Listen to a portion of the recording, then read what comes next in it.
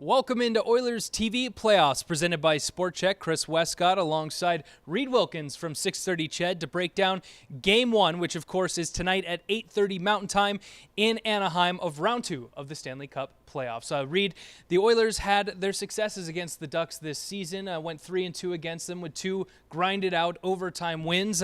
How do you see this matchup for the Oilers? Well, first of all, each team above 500 against the other, thanks to the NHL's point system. The Oilers were 3-2 against the Ducks. The Ducks were 2-1-2 against the Oilers because of the 2 overtime losses. So they can both say they did okay against the opponent. But no, I mean, you compare this to previous seasons, and obviously the Oilers were a much better match for the Ducks. In the 10 years the Oilers missed the playoffs, they played the Ducks 41 times and won 11.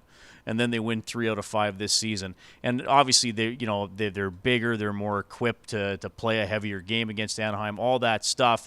But I also think that the Oilers are now a more patient team and stay in games longer. And Anaheim often beat the Oilers just by outweighting them, by just saying, fine, we're comfortable with the game being 1-1, 2-2, scoreless late into the second period, early in the third. We know you're the team that's going to make a mistake, and we have the guys to finish it. The Oilers were able to do that a little more against the Ducks this season. You know, even saying, fine, we'll go in overtime. We'll take our chances 3-on-3 because we think we can pounce on something that might go wrong for you guys. And a perfect example was the game late in the regular season. Getzlaf falls down in overtime. McDavid and Draisaitl go away on a 2-on-1 and finish the game. Well, we'll break this one down a little bit more, but first let's hear from Tom Gazzola at the Honda Center.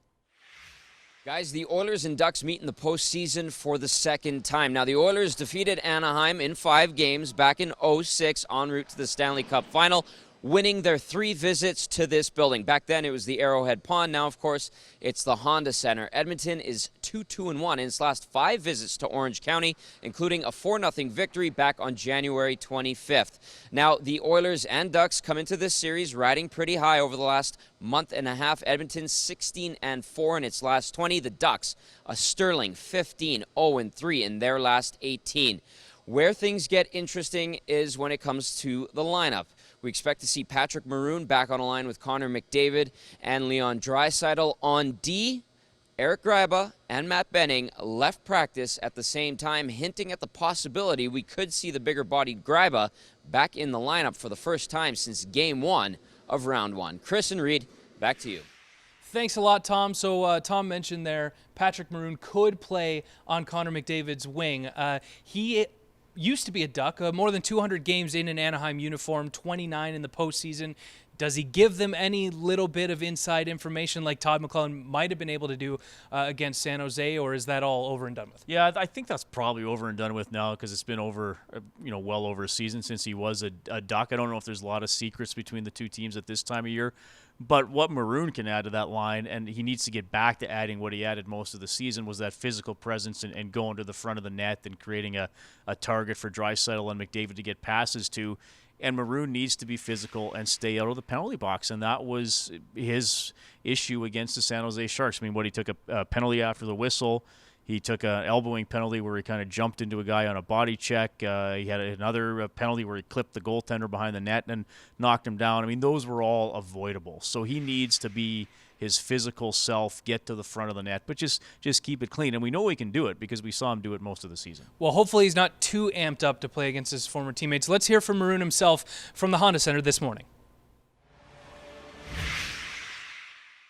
For me, I want to do it for my team. You know, this is a good time for me to, like you said, to prove myself that, I am a good player in this league and I can prove it at some points. And, I could play with good players and a consistent night, obviously. And that was my goal all year to, Todd and, gave me a lot of room to play my game and just have fun with it. And he did a really good job with that and played with me consistently and playing almost every game this year. I missed 1 game. They're a team that plays with a chip on their shoulder. They're not afraid to take penalties and all that. So if they want to do that, we have to be good on the power play.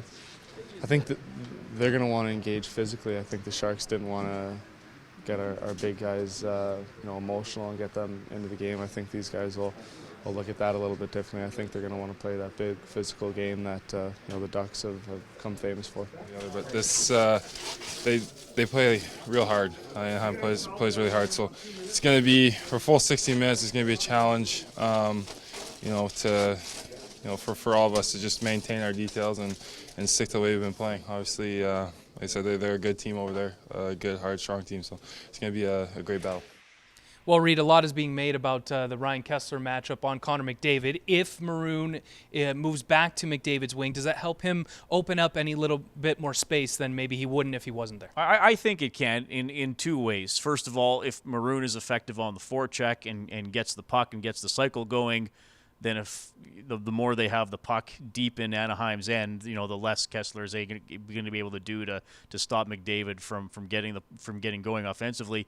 And Maroon can be the guy who can deliver a body check or some of the gamesmanship with Kessler and remind him that he's out there. But again, this goes back to doing it without crossing the line, or maybe he can try to take Kessler with him or somebody else on the ice at some point. But yeah, for sure. I mean, Maroon has been effective with McDavid and Draisaitl all season long. He just needs to get back to it. And hopefully, the Oilers could use some offensive contributions from the top line. Coming up in part 2, Reid and I are going to break down the Ducks side of things. You're watching Oilers TV Playoffs presented by Sport Chek.